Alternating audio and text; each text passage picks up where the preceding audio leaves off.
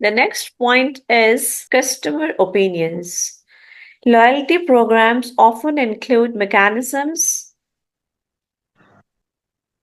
for customers to express their feedback either through surveys, reviews, or direct responses to brand communications. This can provide satisfaction levels, feedback on products, services, or the loyalty program itself, offering insights into customer satisfaction and areas for improvements. Once you give them incentives, bonuses, points, or offers, you know that they provide you get an automatic feedback, like you note their purchasing behavior, that how much actively they buy, how attracted they are towards your offers. So you get an automatic feedback, or either you get through surveys, reviews, or you may communicate directly with them. So you know the satisfaction level, how happy they are with your products, with your offerings, with your incentives. You know that incentives, gifts, and offers make everyone happy. No one can deny it that, oh, we don't want this. Everyone wants these uh, kinds of incentives or packages. So it automatically increases the satisfaction levels. Net promoter score, we have discussed it earlier, that how likely they are to advocate your brand to others. A common loyalty scheme metric that gauges customer willingness to recommend the brand to others. This metric helps understand customer advocacy and loyalty. If they are loyal, they are using the product, they will recommend it to others as well. So, net promoter score can be measured through customers' opinion. Is it clear? Yes, ma'am. Yes, Okay. ma'am. Hamza, read the next one. Yes, ma'am. Read the next one. Product or services preferences. Loyalty data reveals which product or This services. first one, customer complaints and pain points.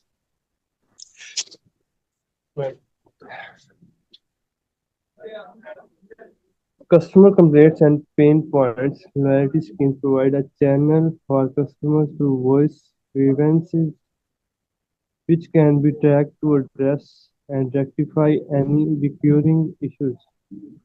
Okay, you can here, you can rectify their complaints and pain points. You can listen to their grievances and you can solve their problems.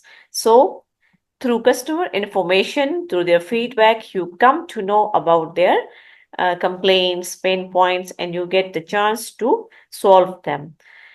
Customer preferences. Loyalty schemes help track specific preferences related to products, services, and experiences. This includes product or service preferences. Loyalty data reveals which product or services customers favor, which can be used to tailor product recommendations, marketing messages, and promotions. Once you get insight into all this data, that customers favor these products, they buy this product with this, they are attracted towards this offer, you get a clear cut idea of how to promote the product next time, what marketing message will attract them, how will they recommend your product to others. So whether it's a product, it's a service, or it's an experience, you can get it designed by getting this deeper information. Price sensitivity. Some customers may prefer discounts and promotions, while others may prioritize product quality or exclusivity. Understanding price sensitivity helps in offering more personalized deals. This also gives you an idea of categorization. Like you will categorize the price sensitive customers in one group, and you will categorize the quality sensitive customers in another segment. So it will become easy for you to make products accordingly For those who are sensitive, like they want discounts on a low price, you will make products accordingly. But those who do not want to compromise on quality, you will keep that in mind. Is it clear? Yes, ma'am. Okay, Varisha, read the next one. Delivery and service preferences, insights into preferred delivery methods, example free shipping, in store pickup, or preferred customer service channels, example phone, email, and chat. Delivery and service preferences. Like some people want uh, home delivery, some wants free shipping, some want to pick from store. Like what is their preference? Either they want to place an order on phone, is it just an email or a phone chat? So you get the knowledge, the idea, the information about their preferred channel, like what they want. Sometimes you just want online delivery, just deliver it to my home. So you categorize them in that category, that these customers want home delivery. For these customers, we will deliver the product at home. So this gives you these preferred channel information. Engagement preferences. Some customers may prefer digital channels for engagement, while others might engage more through in-person events or print media. We discussed this point in delivery one, that some want digital channels for engagement and others want in person. Customer profiles. Loyalty programs build comprehensive customer profiles based on personal and behavioral data. These profiles typically include, okay, these all are the things that we have already studied in segmentation. We will just go through it quickly to see that what is the customer profile. Now you have gathered all the information on their personal and behavior, personality and behavior. Now you will easily categorize them, segment them according to their demographics, psychographic, and transaction history, customer lifetime value, etc. So the first one is demographic: age, gender, location, income level, and occupation. This data helps businesses segment their customer base for more effective marketing and targeted offers. We have discussed it in segmentation chapter, that according to their age, gender, location, you will make a separate, distinct segment for them. Is it clear? These are the demographic factors. On this basis, you will make a segment. Is it clear, Hamza? Yes, ma'am. Okay. Psychographic data. Information about customers' interests, values, lifestyles, and attitudes towards certain products, which helps tailor the brand's offerings and messaging to match customer identities. This is all about the lifestyle, attitude, and the values. How expensive products do you prefer? What's your lifestyle? What are your interests? These are your psychographic factors. Transaction history, a record of previous purchases, including what, when, and how much a customer has bought. You keep a record of their activities, from where they bought, when did they buy, what did they buy, how much did they buy the product. So you keep a record. This history can be used to create personalized recommendations or offers. How? Let me tell you. For example, someone has bought something from a shop, and okay, it's a vitamin C skin toner. It's a cream, it's a product. So you know that this customer is using this product. Now it is available and in a good price, or there is any package available, so you can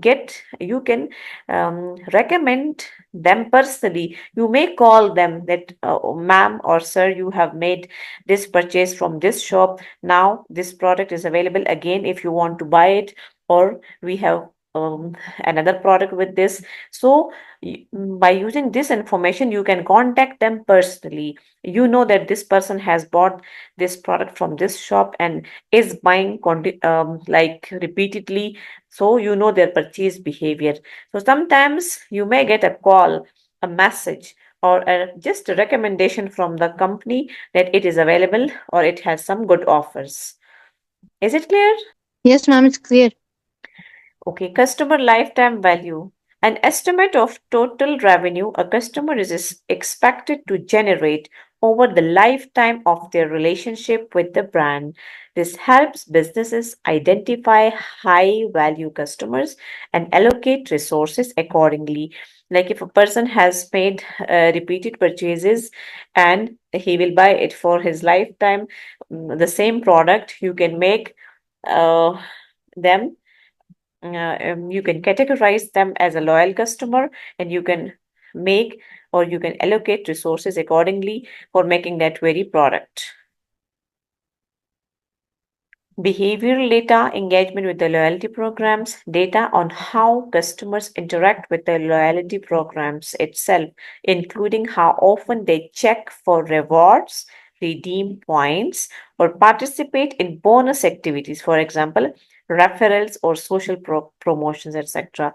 So you note their engagement with loyalty programs, that how quickly they activate towards your offers, how frequently they use the points, how often they participate in bonus schemes, etc. Like they are attracted to refer your brand to other, or how active they are on social media to refer your brand to others. So you note their engagement. Reward redemption patterns. Understanding how customers redeem their rewards, whether they prefer discounts. Now, what is their preference? Do you want a free product, or do you want a special discount, an exclusive offer, or what? Can inform future reward structures. Next time, when you make a marketing campaign, you will shape your rewards according to their interests. Like if most of the people are attracted towards free products, so you will make free products available to them, like buy one get one free, or refer one get two, or whatever the package may be, discounts or so. You will make the product reward structure accordingly. Email and push notification response, tracking how customers engage with marketing communications, such as whether they often open email, click on links, use promotional codes. This can help businesses optimize their email marketing strategy. Again, it is the channel. Like what channel are they using? Is it an email? Is it a phone message? Is it just a notification, or what? Sixth one is social media and referral data. Yes, Varisha, read it. Many loyalty programs incorporate social media and referral elements where customers can earn rewards for sharing their experiences, referring friends, or engaging with the brand online. This data can include Social influence, insights into how customers are promoting the brand on social media, including frequency and engagement of posts, like how much they shared your post. Referral behavior, tracking how often customers refer others to the brand, and the effectiveness of referral incentives, giving insight into power of word of mouth marketing. So, social media and referral data gives you these two insights. Now, the last slide is about use of information.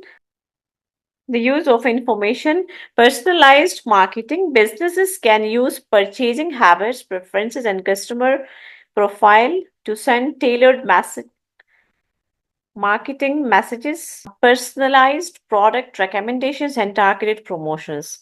Product development, customer feedback, and preferences can inform the development of new products or adjustment to existing ones, ensuring they better meet customer needs. Okay, now once you have collected all the information from customers, how will you use it?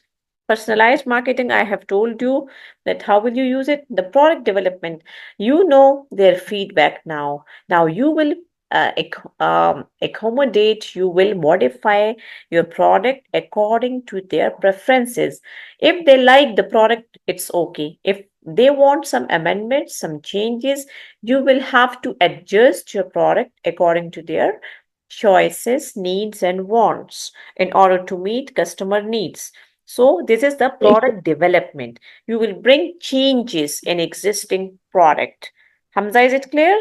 So, in product development, customers' feedback and preferences can inform the development of new products or adjustments to existing ones. Like if they want any change in the product, so you will make sure that you bring that change in the product. Customer segmentation. Business can segment customers based on their behavior, preferences, and demographics, allowing for more efficient targeting and resource allocation. Again, this information is used for segmentation purpose. Once you get all their information, you make uh, different segments according to the behavior, according to preferences and demographics. Then is the predictive analytics. By analyzing purchasing patterns and customer behavior, businesses can predict future buying trends, improve inventory management, and proactively address customer needs. As I have told you that if they want any change in the product, you will bring that change accordingly. For that purpose, you may need to make a different inventory management. You may need to modify your like raw material and everything. If the buying behavior is, if the purchase behavior is purchasing trends, you notice that you need to adjust that. So predictive analytics will provide you insights into the purchasing patterns and customer behavior, so you will manage that accordingly, all your inventory, your raw material, and you will uh, modify it according to your customers' needs. The last one is customer retention. Understanding the opinions, preferences, and profiles of loyal customers help businesses deliver more tailored and meaningful experiences that increase retention and reduce churn. Once you have collected all the information and you have noticed your loyal customers, you can easily manage to retain your customers. Now, it will reduce your churn rate. Like customers will not move to competitors' products. Is it clear? Yes, ma'am. Okay, fine. So it was all about the loyalty schemes and all the information, how they use this information and everything. So uh, next time we will discuss any other topic. Thank you for today. Allah Hafiz.